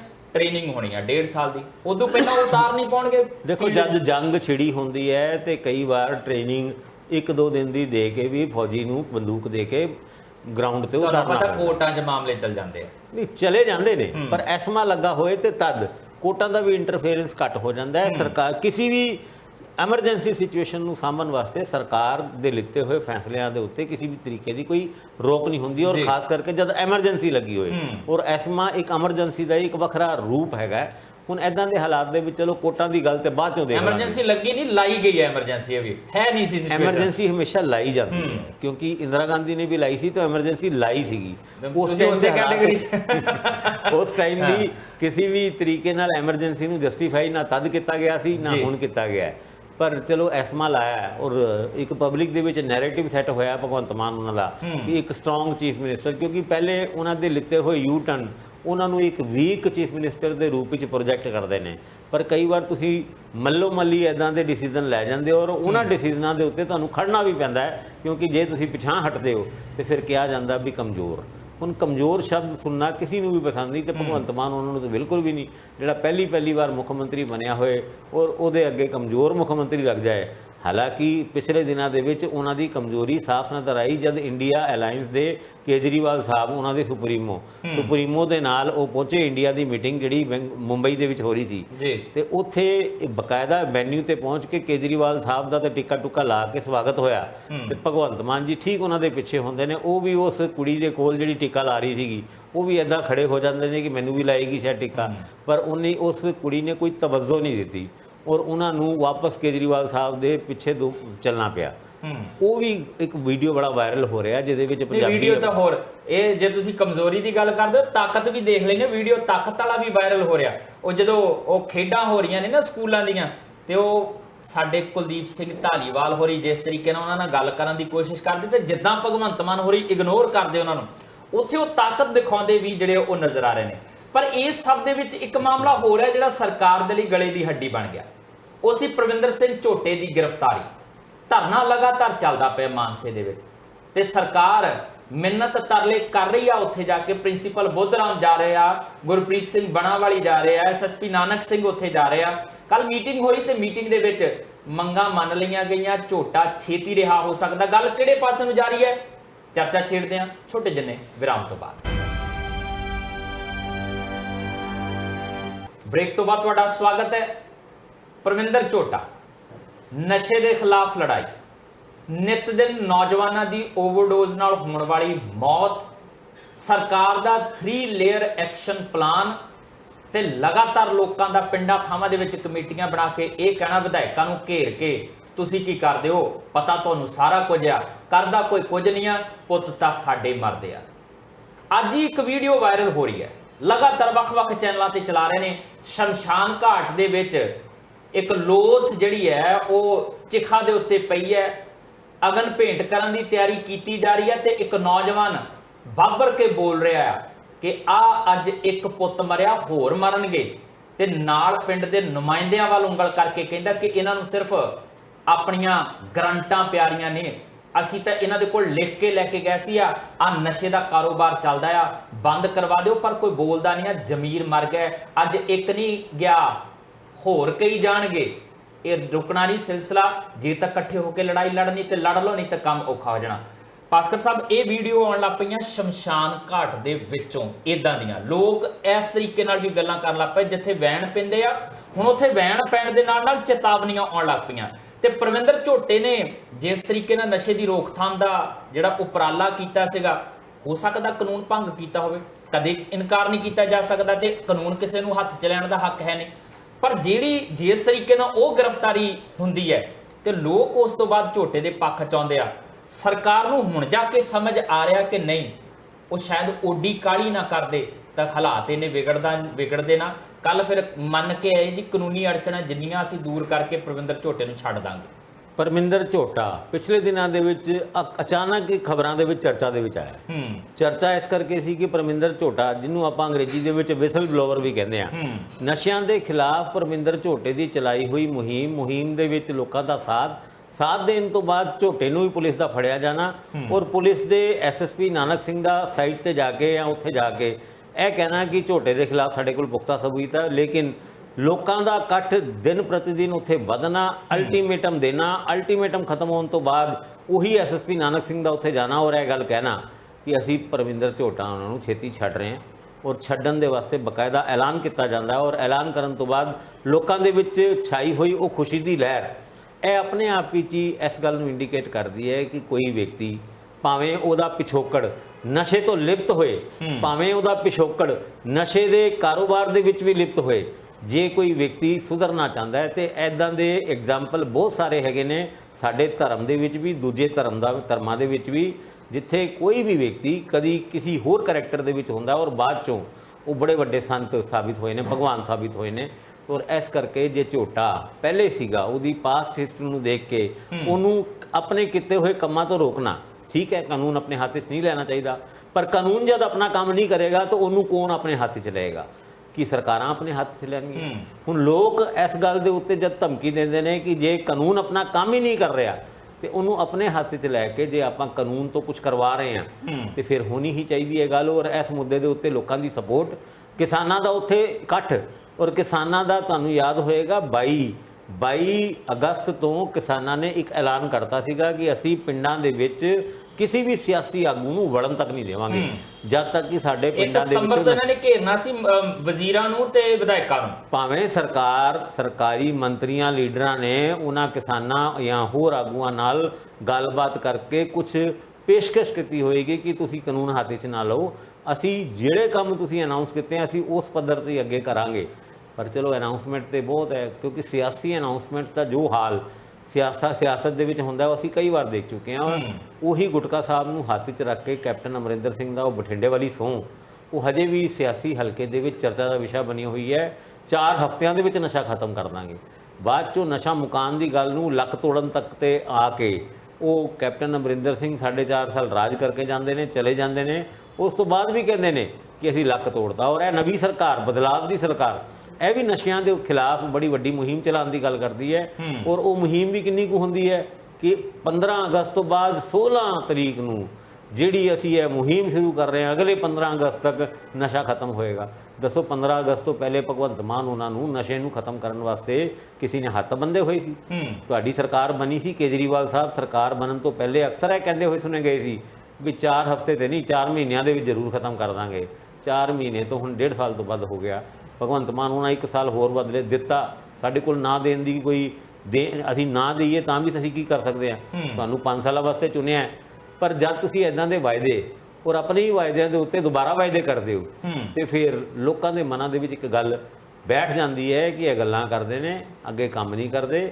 ਔਰ ਜੇ ਅਗਲੇ ਸਾਲ 15 ਅਗਸਤ ਨੂੰ ਵੀ ਕੋਈ ਹੋਰ 1 ਸਾਲ ਦਾ ਸਮਾਂ ਭਗਵੰਤ ਮਾਨ ਉਹਨਾਂ ਜੇ ਰਹੇ ਤੇ ਮੰਗਦੇ ਹੋਏ ਨਜ਼ਰ ਆਏ, ਤੁਸੀਂ ਇਦਾਂ ਕਦੋਂ ਕਿ ਜੇ ਰਹਿ ਦੇਖੋ ਸਿਆਸਤ ਦੇ ਵਿੱਚ ਕੁਝ ਵੀ ਸੰਭਵ ਹੈਗਾ। ਨਹੀਂ ਇਦਾਂ ਨਾ ਕੋ ਭਾਸਕਰ ਸਾਹਿਬ, ਅਜੇ ਤਾਂ ਉਹਨਾਂ ਨੇ ਮੈਂ ਕਿਹਾ ਜੇ ਮੁੱਖ ਮੰਤਰੀ ਰਹੇ, ਜੇ ਮੁੱਖ ਮੰਤਰੀ ਰਹੇ ਤੇ ਇਹ ਤੇ ਕੁਝ ਨਹੀਂ। ਹੁਣ ਅਗਲੇ ਸਾਲ ਪ੍ਰਧਾਨ ਮੰਤਰੀ ਨਰਿੰਦਰ ਮੋਦੀ ਉਹਨਾਂ ਕੁਝ ਨਾ ਕੁਝ ਸ਼ੰਕੇ ਜਾਗਣ ਲੱਗ ਪਿਆ ਕਿ ਜਿਹੜੀਆਂ ਚਰਚਾਵਾਂ ਕੇਜਰੀਵਾਲ ਵਾਲੀਆਂ ਚੱਲਦੀਆਂ ਪਈਆਂ ਨਾ ਕਿ ਕੋਈ ਹੋਰ ਵੱਡਾ ਤਾਕਤਵਰ ਉਹਨਾਂ ਨੇ ਹੋਣ ਨਹੀਂ ਦੇਣਾ ਤੇ ਮਾਨ ਸਾਹਿਬ ਵੱਡੇ ਹੋ ਰਹੇ। ਨਰਿੰਦਰ ਮੋਦੀ ਉਹਨਾਂ ਨੂੰ ਬਕਾਇਦਾ ਇਹ ਗੱਲ ਲਾਲ ਕਿਲੇ ਤੇ ਕਹਿਣੀ ਪੈ ਗਈ ਕਿ ਅਗਲੀ ਵਾਰ ਵੀ ਆਉਂਗਾ ਔਰ ਝੰਡਾ ਮੈਂ ਹੀ ਫਹਿਰਾਊਂਗਾ। ਇਹਦਾ ਮਤਲਬ ਮੁੱਖ ਪ੍ਰਧਾਨ ਮੰਤਰੀ ਉਹ ਬਣਨਗੇ, ਇਹ ਗੱਲ ਖੁਦ ਐਲਾਨ ਕਰ ਰਹੇ ਨੇ। ਜੇ ਤੁਸੀਂ ਇਹ ਗੱਲ ਖੁਦ ਐਲਾਨ ਕਰੋ ਕਿ ਵੀ ਮੈਂ ਬਹੁਤ ਵਧੀਆ ਬੰਦਾ ਹੈਗਾ ਤੇ ਉਸ ਗੱਲ ਦੇ ਵਿੱਚ ਕਿੰਨਾ ਕੁ ਦਮ ਹੁੰਦਾ, ਕਿਉਂਕਿ ਸੈਲਫ ਅਪਰੇਜ਼ਲ ਜਾਂ ਆਪਣੀ ਮੀਆਂ ਮਿੱਠੀ ਨੂੰ ਬਹੁਤੀ ਲੋਕੀ ਲਾਈਕ ਨਹੀਂ ਕਰਦੇ। ਤੁਹਾਡੀ ਕੋਈ ਹੋਰ ਤਾਰੀਫ ਕਰੇ ਤੇ ਚੰਗਾ ਲੱਗਦਾ, ਜੇ ਆਪ ਤੁਸੀਂ ਆਪਣੀ ਤਾਰੀਫ ਕਰੋ ਤੇ ਤੁਸੀਂ ਬੰਦੇ ਹੀ ਬੜੇ ਅਜੀਬ ਜਿਹੇ ਲੱਗਣ ਲੱਗ ਜਾਂਦੇ ਹੋ।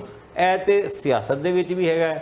ਔਰ ਪਰ ਚਲੋ ਸਿਆਸਤ ਦੇ ਵਿੱਚ ਜਿਹੜੇ ਲੋਕ ਵੱਡੇ ਹੁੰਦੇ ਆ ਨਾ, ਉਹਨਾਂ ਦੇ ਪਿੱਛੇ ਇੱਕ ਅਦਰਸ਼ਿਆ ਬਹੁਤ ਵੱਡੀ ਟੀਮ ਕੰਮ ਕਰ ਰਹੀ ਹੁੰਦੀ ਹੈ। ਸਾਡੇ ਤੁਹਾਡੇ ਪਿੱਛੇ ਤੇ ਕੈਮਰਾ ਹੀ ਕੰਮ ਕਰ ਰਿਹਾ। ਨਹੀਂ, ਕੈਮਰਾ ਕੱਲਾ ਕਿਉਂ ਕੰਮ ਕਰਦਾ, ਕੈਮਰਾਮੈਨ ਵੀ ਕੰਮ ਕਰਦਾ ਆ, ਨਾਲ ਸਾਡੀ ਜਿਹੜੀ ਟੈਕਨੀਕਲ ਟੀਮ ਹੈ ਉਹ ਵੀ ਕੰਮ ਕਰਦੀ ਆ, ਸਾਨੂੰ ਸਲਾਹਾਂ ਦੇਣ ਵਾਲੇ ਸਾਡੇ ਦਰਸ਼ਕ ਬਹੁਤ ਕੰਮ ਕਰਦੇ ਆ, ਟਿੱਪਣੀਆਂ ਜਿਹੜੀਆਂ ਕਰਦੇ ਆ। ਸੋ ਤੁਹਾਡੇ ਨਾਲ ਹੀ ਆ ਭਾਈ, ਅਸੀਂ ਇਕੱਲੇ ਕਿਤੇ ਵੀ ਕੁਝ ਨਹੀਂ ਜਿਹੜੇ ਆ ਉਹ ਹੈਗੇ ਆ। ਪਰ ਇੰਨਾ ਜ਼ਰੂਰ ਹੈ ਕਿ ਸਰਕਾਰ ਦੀ 3 ਲੇਅਰ ਐਕਸ਼ਨ ਪਲਾਨ ਦੀ ਜਿਹੜੀ ਗੱਲ ਸੀਗੀ ਉਹ ਕਿਤੇ ਉਸ ਤਰੀਕੇ ਨਾਲ ਮੂਵ ਹੁੰਦੀ ਨਜ਼ਰ ਆ ਨਹੀਂ ਰਹੀ ਕਿ ਯਕਦਮ ਕਿਤੇ ਕੋਈ ਉਹਦਾ ਰਿਜ਼ਲਟ ਨਜ਼ਰ ਆਉਂਦਾ ਹੋਵੇ। ਕਦੀ ਕੁਝ ਜਿਹੜੀਆਂ ਚੀਜ਼ਾਂ ਹੁੰਦੀਆਂ ਨੇ ਜਿਹੜੀਆਂ ਬਿਹਤਰ ਤਰੀਕੇ ਨਾਲ ਕਰਨੀਆਂ ਹੁੰਦੀਆਂ ਉਹਨਾਂ ਦੇ ਯਕਦਮ ਰਿਜ਼ਲਟ ਆਉਂਦੇ ਵੀ ਨਹੀਂ। ਹੁਣ ਇਹ ਬਿਹਤਰ ਆ ਜਾਂ ਸਿਰਫ ਡੰਗ ਟਪਾਊ ਸੀਗਾ, ਇਹ ਤਾਂ ਚਲੋ ਕੋਈ ਗੱਲ ਨਹੀਂ, ਹੁਣ ਨਹੀਂ ਠਹਿਰ ਕੇ ਪਤਾ ਚੱਲ ਜਾਏਗਾ। ਪਰ ਇੰਨਾ ਜ਼ਰੂਰ ਹੈ ਲੋਕਾਂ ਦੀ ਲੜਾਈ ਰੰਗ ਜ਼ਰੂਰ ਲਿਆ ਰਹੀ ਹੈ। ਪਿੰਡਾਂ ਥਾਵਾਂ ਦੇ ਵਿੱਚ ਲੋਕ ਜਿਸ ਤਰੀਕੇ ਨਾਲ ਨਸ਼ੇ ਦੇ ਖਿਲਾਫ ਉੱਠ ਰਹੇ ਆ, ਉਹ ਜ਼ਰੂਰ ਕਿਤੇ ਨਾ ਕਿਤੇ ਪ੍ਰਭਾਵ ਪਾਉਂਦੀਆਂ ਚੀਜ਼ਾਂ ਨਜ਼ਰ ਆ ਰਹੀਆਂ ਨੇ। ਤੇ ਅਸੀਂ ਤਾਂ ਚਾਹੁੰਦੇ ਆ ਕਿ ਇਹ ਲੜਾਈ ਸਰ ਹੋਵੇ, ਇਹ ਜੰਗ ਜਿੱਤੀ ਜਾਵੇ ਤੇ ਨਸ਼ਾ ਪੰਜਾਬ ਦੇ ਵਿੱਚੋਂ ਖਤਮ ਹੋਵੇ। ਪਰ ਦੂਜੇ ਪਾਸੇ ਜਦੋਂ ਗੱਲ ਕਰਪਸ਼ਨ ਦੀ ਚੱਲਦੀ ਹੈ ਤੇ ਪੰਜਾਬ 'ਚ ਈਡੀ ਦੀ ਆਮਦ ਆਸ਼ੂ ਵਾਲੇ ਮਾਮਲੇ 'ਚ, ਟੈਂਡਰ ਘੁਟਾਲੇ ਦੇ ਮਾਮਲੇ 'ਚ, ਉਹ ਹੁਣ ਕਿਹੜੇ ਪਾਸੇ ਨੂੰ ਗੱਲ ਜਾ ਰਹੀ ਹੈ, ਜ਼ਿਕਰ ਛੇੜਦੇ ਆ ਛੋਟੇ ਜਿੰਨੇ ਵਿਰਾਮ ਤੋਂ ਬਾਅਦ। ਬ੍ਰੇਕ ਤੋਂ ਬਾਅਦ ਤੁਹਾਡਾ ਸਵਾਗਤ ਹੈ। ਭਾਰਤ ਭੂਸ਼ਣ ਆਸ਼ੂ ਚੱਕ ਲੈਂਦੇ ਆ ਸਲੂਨ ਤੋਂ ਤੇ ਅੰਦਰ ਦੇ ਦਿੱਤਾ ਜਾਂਦਾ ਹੈ ਤੇ ਫਿਰ ਗੱਲ ਬੜੀ ਲੰਬੀ ਖਿੱਚ ਜਾਂਦੀ ਆ, ਉਹਨੂੰ ਫੜ ਇਹਨੂੰ ਫੜ। ਕੋਈ ਕਹਿੰਦਾ ਜੀ 2.5 ਕਰੋੜ ਦਾ ਘੁਟਾਲਾ, ਕੋਈ ਕਹਿੰਦਾ 25,000 ਕਰੋੜ ਦਾ ਘੁਟਾਲਾ। ਬੰਦੇ ਬੜੇ ਅੜਿੱਕੇ ਆਉਂਦੇ ਆ ਔਰ ਮਾਮਲਾ ਚੱਲਦਾ ਆ ਤੇ ਜ਼ਮਾਨਤ ਮਿਲ ਜਾਂਦੀ ਆ ਆਸ਼ੂ ਨੂੰ। ਆਖਰ ਜ਼ਮਾਨਤ ਮਿਲ ਗਈ ਆ, ਹੁਣ ਬਾਹਰ ਨੇ, ਸਮਾਗਮਾਂ ਦੇ ਵਿੱਚ, ਪਾਰਟੀ ਦੇ ਪ੍ਰੋਗਰਾਮਾਂ ਦੇ ਵਿੱਚ ਸ਼ਿਰਕਤ ਵੀ ਕਰ ਰਿਹਾ। ਪਰ ਅਚਾਨਕ ਖਬਰ ਆਉਂਦੀ ਹੈ ਈਡੀ ਨੇ ਫਾਈਲ ਮੰਗ ਲਈ ਹੈ। ਕੱਲੀ ਫਾਈਲ ਨਹੀਂ ਮੰਗਦੀ, ਈਡੀ ਆਣ ਕੇ ਛਾਪੇਮਾਰੀਆਂ ਵੀ ਕਰਦੀ ਹੈ। ਆਸ਼ੂ ਦੇ ਨਜ਼ਦੀਕੀ ਮੀਨੂ ਪੰਕਜ ਮਲਹੋਤਰਾ, ਇੰਦਰਜੀਤ ਸਿੰਘ ਇੰਦੀ, ਬਾਕੀਆਂ ਦੇ ਉੱਤੇ ਛਾਪੇਮਾਰੀਆਂ ਕੀਤੀਆਂ ਜਾਂਦੀਆਂ ਤੇ ਤਕਰੀਬਨ 6 ਕਰੋੜ ਤੋਂ ਵੱਧ ਦੀ ਨਗਦੀ ਤੇ ਸੰਪਤੀਆਂ ਦੇ ਬਿਊਰੇ ਜਿਹੜੇ ਆ ਉਹ ਆਪਣੇ ਕੋਲ ਰੱਖਦੀ ਆ ਈਡੀ। ਤੇ ਨਾਲ ਪਤਾ ਲੱਗਾ ਤਕਰੀਬਨ 2 ਕਰੋੜ ਤੋਂ ਵੱਧ ਦੇ ਗਹਿਣੇ ਵੀ ਜਿਹੜੇ ਆ, ਸੋਨੇ ਦੇ ਗਹਿਣੇ, ਉਹਨਾਂ ਦੀ ਵੀ ਜਿਹੜੀ ਆ ਉਹ ਜ਼ਬਤੀ ਕੀਤੀ ਗਈ ਆ। ਕੁੱਲ ਮਿਲਾ ਕੇ 8 ਕਰੋੜ ਦੇ ਉੱਪਰ ਦੀ ਗੱਲਬਾਤ ਜਿਹੜੀ ਆ ਉਹ ਬਣ ਗਈ ਆ। ਭਾਸਕਰ ਸਾਹਿਬ, ਵੈਸੇ ਤਾਂ ਅਮਾਉਂਟ ਬਹੁਤ ਵੱਡੀ ਹੈ, ਪਰ ਜਿੱਦਾਂ ਦੇ ਆਪਾਂ ਘੁਟਾਲੇ ਸੁਣਦੇ ਆ, ਉਹਨਾਂ ਘੁਟਾਲਿਆਂ ਦੇ ਵਿੱਚ ਇਹ ਅਮਾਉਂਟ 8 ਕਰੋੜ ਦਾ ਸਾਨੂੰ ਅੱਜ ਕੱਲ੍ਹ ਲੱਗਣਾ ਹੀ ਕੱਖ ਵੀ ਨਹੀਂ ਲੱਗਦਾ। ਸਾਨੂੰ ਤਾਂ ਝੁੰਗਾ ਜਿਹਾ ਲੱਗਦਾ ਇਹ ਕਿ ਇਹ ਹੈ ਕੀ ਆ। ਪਰ 8 ਕਰੋੜ ਦੀ ਸੰਪत्ति ਜਾਂ 8 ਕਰੋੜ ਦੀ ਪ੍ਰਾਪਰਟੀ ਈਡੀ ਨੂੰ ਕੰਮ ਕਰਨ ਲਈ ਮੇਰਾ ਖਿਆਲ ਹੈ ਕਿ ਕਾਫੀ ਹੈ।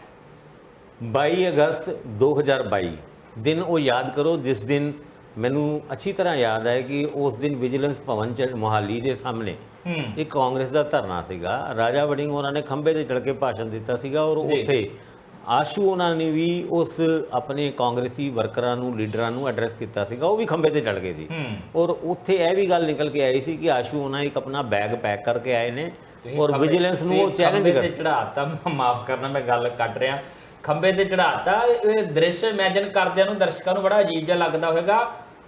ਖੰਭਾ ਜਿਹੜੇ ਪਿੱਲਰ ਦੇ ਵਿੱਚ ਗੱਡਿਆ ਜਾਂਦਾ, ਸੀਮੈਂਟਡ ਜਿਹੜਾ ਹੁੰਦਾ, ਆਲੇ ਦੁਆਲੇ ਕਿ ਡਿੱਗੇ ਨਾ, ਮਜ਼ਬੂਤ ਕੀਤਾ ਜਾਂਦਾ, ਉਹ ਵਾਧਰਾ ਹੁੰਦਾ ਥੋੜਾ ਜਿਹਾ, ਉਸ ਵਾਧਰੇ ਤੇ ਖੜ ਕਰ ਖੰਭੇ ਤੇ ਚੜਨਾ ਹੀ ਕਹਿੰਦੇ ਆ। ਹੋਰ ਖੰਭੇ ਤੇ ਮੈਂ ਕੋਈ ਉੱਤੇ ਥੋੜਾ ਚੜ ਕੇ ਗਲੈਟਾਂ ਦੇ ਕੋਲ ਇਦਾਂ ਹੀ ਲੱਗਦਾ ਭਾਸਕਰ ਸਾਹਿਬ ਤੁਸੀਂ ਪਰ ਖੰਭੇ ਤੇ ਚੜਨਾ ਹੀ ਕਹਿੰਦਾ। ਤੁਸੀਂ ਚਲੋ ਬਹੁਤਾ ਐਕਸਪਲੇਨ ਕਰਦਾ, ਲੋਕਾਂ ਨੂੰ ਦੇਖਣ ਦੋ, ਸਮਝਣ ਦੋ ਖੰਭੇ ਤੇ ਚੜਨਾ ਕਿੱਦਾਂ ਹੁੰਦਾ ਹੈ। ਉਹ ਆਪਣੀ ਸੋਚ ਦੇ ਹਿਸਾਬ ਨਾਲ ਖੰਭੇ ਤੇ ਚੜਦੇ ਕੇਜਰੀਵਾਲ ਵੀ ਚੇਤੇ ਕਰਦੇ ਹੁੰਦੇ ਨਾ ਵੀ ਖੰਭੇ ਤੇ ਚੜ ਕੇ ਉਹ ਪਲਾਸ ਲੈ ਕੇ ਉਹ ਜੋੜਦੇ ਸੀਗੇ। ਤੇ ਉਸ ਦਿਨ ਆਸ਼ੂ ਉਹਨਾਂ ਵੀ ਆਪਣਾ ਇੱਕ ਬੈਗ ਪੈਕ ਕਰਕੇ ਗਏ ਸੀ ਔਰ ਵਿਜੀਲੈਂਸ ਦੇ ਦਫ਼ਤਰ ਦੀ ਤਰਫ ਮੂੰਹ ਕਰਕੇ ਅਕਸਰ ਉਹ ਦਬਕੇ ਮਾਰਦੇ ਸੀ ਵੀ ਦੇਖੋ ਮੈਂ ਆਪਣਾ ਥੈਲਾ ਨਾਲ ਲੈ ਕੇ ਆਇਆ, ਕਰ ਲਓ ਮੈਨੂੰ ਗ੍ਰਿਫਤਾਰ। ਔਰ ਰਾਜਾ ਵੜਿੰਗ ਉਹਨਾਂ ਵੀ ਇਹੀ ਗੱਲ ਕਹਿ ਰਹੇ ਸੀ ਵੀ ਬੰਦਾ ਨਾਲ ਲੈ ਕੇ ਆਏ, ਜੇ ਤੁਹਾਨੂੰ ਲੋੜੀਂਦਾ ਤੇ ਫੜ ਲਓ ਜੀ। ਹਜੇ ਉਹ ਲੁਧਿਆਣਾ ਪਹੁੰਚ ਕੇ ਬੈਗ ਬੂਗ ਜਿਹਾ ਘਰ ਰੱਖ ਕੇ ਨਾਈ ਦੀ ਦੁਕਾਨ ਤੇ ਗਏ ਸੀਗੇ ਔਰ ਦਿਨ ਵੀ ਸੀਗਾ 22 ਅਗਸਤ ਦਾ। ਔਰ 22 ਅਗਸਤ ਨੂੰ ਸ਼ਾਮ ਨੂੰ 5 ਵਜੇ ਵਿਜੀਲੈਂਸ ਵਾਲੇ ਆ ਗਏ, ਕਹਿੰਦੇ ਚਲੀਏ। ਕਿੱਥੇ ਚਲੀਏ? ਚਲੋ ਚਲੀਏ, ਕਿੱਥੇ ਚਲੀਏ? ਉਹ ਕਹਿੰਦੇ ਵਿਜੀਲੈਂਸ। ਤੇ ਬਾਅਦ 'ਚ ਚਲੋ ਜੋ ਕੁਝ ਹੋਇਆ ਉਹ ਸਾਰੀ ਗੱਲਾਂ ਸਾਰਿਆਂ ਦੇ ਸਾਹਮਣੇ ਹੈਗੀ ਹੈ। 2000 ਕਰੋੜ ਤੋਂ ਵੱਧ ਦਾ ਐਲਾਈਨ ਜਿਹੜਾ ਘੁਟਾਲਾ ਸੀਗਾ, ਉਹਦੇ ਵਿੱਚ ਕਾਫੀ ਮਹੀਨੇ ਆਸ਼ੂ ਉਹਨਾਂ ਨੂੰ ਅੰਦਰ ਵੀ ਰਹਿਣਾ ਪਿਆ ਪਟਿਆਲੇ ਜੇਲ੍ਹ ਦੇ ਵਿੱਚ।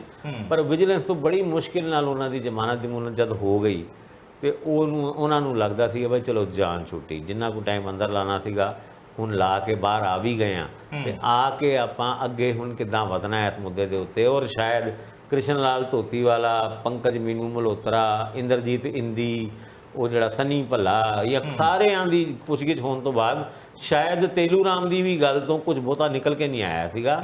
ਪਰ ਈਡੀ ਨੇ ਉਹ ਫਾਈਲ, ਜਿੱਥੇ ਵਿਜੀਲੈਂਸ ਜਾਂਦੀ ਹੈ ਨਾ, ਈਡੀ ਮਗਰ ਹੀ ਤੁਰੀ ਜਾਂਦੀ ਹੈ ਔਰ ਈਡੀ ਵੀ ਇਸ ਗੱਲ ਦੇ ਉੱਤੇ ਆਪਣੀ ਇਨਵੈਸਟੀਗੇਸ਼ਨ ਸ਼ੁਰੂ ਕਰਦੀ ਹੈ। ਹਾਲਾਂਕਿ ਵਿਜੀਲੈਂਸ ਨੇ ਬਹੁਤੀ ਰਿਕਵਰੀ ਨਹੀਂ ਦਿਖਾਈ ਸੀ, ਸਵਾਏ ਉਹ ਇੰਦਰਜੀਤ ਉਹਨਾਂ ਦਾ ਕਾਲਾ ਬੈਗ ਦਾ ਜ਼ਿਕਰ ਜ਼ਰੂਰ ਵਿਜੀਲੈਂਸ ਬਿਊਰੋ ਨੇ ਕੀਤਾ ਸੀਗਾ। ਪਰ ਕਾਲੇ ਬੈਗ ਤੋਂ ਨਿਕਲਿਆ ਕਿ ਕੁਝ ਨਹੀਂ ਲੱਭਾ। ਉਹ ਕਾਲੇ ਬੈਗ ਦੀ ਹੈ ਕੀ ਸੀਗਾ ਉਹ, ਕਿਉਂਕਿ ਇੰਦਰਜੀਤ ਨੇ ਕਿਹਾ ਮੇਰੇ ਤੇ ਕਛੇ ਬਨਿਆਨ ਹੀ ਸੀਗੇ ਉਸ ਜਿਹੜੇ ਕਾਲੇ ਬੈਗ ਦੇ ਵਿੱਚ ਸੀਗੇ। ਪਰ ਵਿਜੀਲੈਂਸ ਵੀ ਇਹ ਦੱਸਣ 'ਚ ਫੇਰ ਹੋ ਗਿਆ ਉਹ ਕਾਲੇ ਬੈਗ 'ਚ ਕੁਝ ਸੀਗਾ ਵੀ, ਜਿਸ ਕਾਲੇ ਬੈਗ ਨੂੰ ਤੁਸੀਂ ਹਵਾ ਬਣਾ ਕੇ ਪੇਸ਼ ਕੀਤਾ। ਪਰ ਈਡੀ ਇੱਦਾਂ ਦੀ ਨਹੀਂ ਹੈ। ਈਡੀ ਨੇ ਜਦ ਆਪਣੀ ਇਨਵੈਸਟੀਗੇਸ਼ਨ ਸ਼ੁਰੂ ਕੀਤੀ ਤੇ 2-3 ਦਿਨਾਂ ਦੇ ਵਿੱਚ ਹੀ 6.5 ਕਰੋੜ ਰੁਪਏ ਲੱਭ ਲਏ। ਔਰ ਆਸ਼ੂ ਔਰ ਉਹਨਾਂ ਦੇ ਸਾਥੀਆਂ ਦੇ ਕੋਲੋਂ 6.5 ਕਰੋੜ ਦੀ ਪਕੜ ਔਰ ਕਾਫੀ ਸਾਰੀ ਪ੍ਰਾਪਰਟੀਆਂ ਦਾ ਜ਼ਿਕਰ ਔਰ ਰਾਕੇਸ਼ ਸਿੰਗਲਾ ਦੀ 4-6 ਪ੍ਰਾਪਰਟੀ ਦੇ ਅਟੈਚ ਕਰਨ ਦੇ ਵੀ ਹੁਕਮ ਹੋ ਗਏ ਸੀਗੇ ਕੋਰਟ ਵੱਲੋਂ। ਉਸ ਤੋਂ ਬਾਅਦ ਹੁਣ ਭਾਵੇਂ ਵਿਜੀਲੈਂਸ ਤੋਂ ਬਚਦੇ ਹੋਏ ਆਸ਼ੂ ਉਹਨਾਂ ਹੁਣ ਈਡੀ ਦੇ ਜਾਲ ਵਿੱਚ ਨੇ। ਕੱਲ ਮੈਨੂੰ ਆਸ਼ੂ ਉਹਨਾਂ ਦੀ ਜਿਹੜੀ ਫੋਟੋ ਸੀਗੀ ਕਾਂਗਰਸ ਭਵਨ ਦੇ ਵਿੱਚ ਜਿਹੜੀ ਮੈਂ ਅੱਜ ਦੇਖੀ, ਮੈਨੂੰ ਇਹ ਲੱਗਦਾ ਸੀਗਾ ਵੀ ਜਦ ਕਾਂਗਰਸ ਦਾ ਆਮ ਆਦਮੀ ਪਾਰਟੀ ਦੇ ਨਾਲ ਅਲਾਈਅੰਸ ਹੋਏਗਾ ਨਹੀਂ ਹੋਏਗਾ, ਹੋਣਾ ਚਾਹੀਦਾ ਨਹੀਂ ਹੋਣਾ ਚਾਹੀਦਾ, ਇਸ ਮੁੱਦੇ ਦੇ ਉੱਤੇ ਜਦ ਕਾਂਗਰਸ ਭਵਨ ਦੇ ਵਿੱਚ ਬਹਿਸ ਚੱਲ ਰਹੀ ਸੀ ਤੇ ਆਸ਼ੂ ਵੀ ਉਸ ਮੀਟਿੰਗ ਦੇ ਵਿੱਚ ਬੈਠੇ ਹੋਏ ਸੀ ਔਰ ਆਸ਼ੂ ਬਕਾਇਦਾ ਝਾਂਕ ਕੇ ਉਹ ਲੀਡਰਾਂ ਦੀ ਗੱਲਾਂ ਸੁਣ ਰਹੇ ਸੀਗੇ ਵੀ ਕੌਣ ਕੀ ਕਹਿ ਰਿਹਾ। ਔਰ ਮੈਨੂੰ ਇਹ ਲੱਗਦਾ ਕਿ ਆਸ਼ੂ ਉਹਨਾਂ ਵਿਚਾਰਾਂ ਨੂੰ ਜੇ ਆਪਾਂ ਜੱਜ ਕਰਨ ਦੀ ਕੋਸ਼ਿਸ਼ ਕਰੀਏ ਤੇ ਉਹ ਕਹਿੰਦੇ ਹੋਣਗੇ ਕਿ ਆਮ ਆਦਮੀ ਪਾਰਟੀ ਦੇ ਨਾਲ ਅਲਾਈਅੰਸ ਹੋਏ ਨਾ ਹੋਏ ਕਾਂਗਰਸ ਦਾ, ਪਰ ਭਾਜਪਾ ਦੇ ਨਾਲ ਜ਼ਰੂਰ ਹੋ ਜਾਏ। ਔਰ ਕਾਰਨ ਕੀ ਹੈ ਕਿ ਹੁਣ ਈਡੀ ਦੇ ਭਾਜਪਾ ਦੇ ਅੰਡਰ ਹੈਗੇ ਆ, ਇਹਨਾਂ ਨਾਲ ਤਾਂ ਬਾਅਦ ਚਲੋ ਹੁਣ ਜੋ ਜੇਲ੍ਹ ਜੂਲ ਕੱਟਣੀ ਸੀ ਕੱਟ ਗਏ, ਪਰ ਜੇ ਭਾਜਪਾ ਨਾਲ ਕੋਈ ਅਲਾਈਅੰਸ ਹੋ ਗਿਆ ਤੇ ਈਡੀ ਤੋਂ ਜਾਨ ਛੁੱਟ ਸਕਦੀ ਹੈ ਜਾਂ ਫਿਰ ਉਹ ਖੁਦ ਭਾਜਪਾ ਦੇ ਵਿੱਚ ਚਲੇ ਜਾਣ। ਇੱਦਾਂ ਦੀ ਗੱਲਾਂ ਉਹਨਾਂ ਦੇ ਵਿਚਾਰ ਤੇ ਆਉਂਦਾ ਹੀ ਹੈ। ਦੇਖੋ ਜਦ ਕਿਸੇ ਨੂੰ ਕਿਸੇ ਤੋਂ ਬਚਣਾ ਹੁੰਦਾ ਹੈ ਤੇ ਕਿਉਂ ਨਾ ਦੁਸ਼ਮਣ ਨਾਲ ਦੋਸਤੀ ਕਰ ਲਈਏ, ਇਹ ਪਾਲਿਸੀ ਹਰ ਇੱਕ ਵਿਅਕਤੀ ਦੀ ਹੁੰਦੀ ਹੈ। ਪਰ ਚਲੋ ਉਹਨਾਂ ਦੇ ਮਨਾਂ ਦੇ ਵਿੱਚ ਇਹ ਗੱਲ ਸੀਗੀ ਨਹੀਂ ਸੀਗੀ ਸਾਨੂੰ ਨਹੀਂ ਪਤਾ, ਪਰ ਆਸ਼ੂ ਉਹਨਾਂ ਦੀ ਮੁਸੀਬਤਾਂ ਅੱਗੇ ਚੱਲ ਕੇ ਹੋਰ ਵੱਧ ਸਕਦੀ ਹੈ। ਨਹੀਂ ਉਹਨਾਂ ਲਈ ਤੇ ਵੀ ਦਿੱਕਤ ਹੈ, ਭਾਜਪਾ 'ਚ ਜਾਣਗੇ ਤਾਂ ਆਮ ਆਦਮੀ ਪਾਰਟੀ ਵਾਲੇ ਖੋਲ ਕੇ ਬਹਿ ਜਾਣਗੇ ਆਪਣੀ ਜਾਂਚ ਪੜਤਾਲ, ਉਹ ਅੱਗੇ ਤੁਰ ਪਈ। ਹੁਣ ਭਾਜਪਾ 'ਚ ਤਾਂ ਜਿਹੜੇ ਆ ਉਹ ਹਰਜੋਤ ਕਮਲ ਹੋਰੀ ਵੀ ਗਏ ਸੀਗੇ, ਸੱਦ ਲਿਆ ਨਾ ਵਿਜੀਲੈਂਸ ਨੇ ਉਹਨਾਂ ਨੂੰ। ਭਾਜਪਾ 'ਚ ਤਾਂ ਮਨਪ੍ਰੀਤ ਬਾਦਲ ਵੀ ਗਏ ਸੀਗੇ, ਖੁੱਲ ਗਏ ਨਾ ਪਰਚੇ ਉਧਰਲੇ ਪਾਸੇ ਵੀ। ਸੋ ਇਹ ਗਰੰਟੀ ਨਹੀਂ ਹੈ ਕਿ ਉਧਰਲੇ ਪਾਸੇ ਜਾਣਗੇ ਤਾਂ ਬਚ ਜਾਣਗੇ। ਆਸ਼ੂ ਹੁਣੀ ਉਧਰ ਚੱਲ ਜਾਣ ਜਾਂ ਉਧਰ ਚੱਲ ਜਾਣ, ਉਹਨਾਂ ਲਈ ਮਸਲਾ ਗੰਭੀਰ ਹੀ ਹੈ। ਦੇਖੋ ਹੁਣ ਦੋਨੋਂ ਪਾਸੇ ਤੋਂ ਫਸੇ ਹੋਏ ਨੇ। ਹੁਣ ਚਲੋ ਮੈਂ ਹੁਣ ਆਸ਼ੂ ਉਹਨਾਂ ਦੇ ਨਾਲ ਜ਼ਿਆਦਾ ਗੱਲ ਕਰਾਂ ਤੇ ਆਸ਼ੂ ਉਹਨਾਂ ਨਾਰਾਜ਼ ਹੋ ਜਾਂਦੇ ਨੇ, ਕਿਉਂਕਿ ਆਪਾਂ ਜਦ ਖੰਭੇ ਤੇ ਚੜਨ ਦੀ ਗੱਲ ਕਰਦੇ ਆ ਨਾ ਤਾਂ ਉਹਨਾਂ ਦੇ ਦਿਲ 'ਚ ਜਾ ਕੇ ਵੱਜਦੀ ਹੈ ਕਿ ਵੀ ਆਹ ਦੇਖੋ ਖੰਭੇ ਦੀ ਚੜਨ ਦੀ ਮੇਰਾ ਮਜ਼ਾਕ ਉਡਾਉਂਦੇ ਨੇ।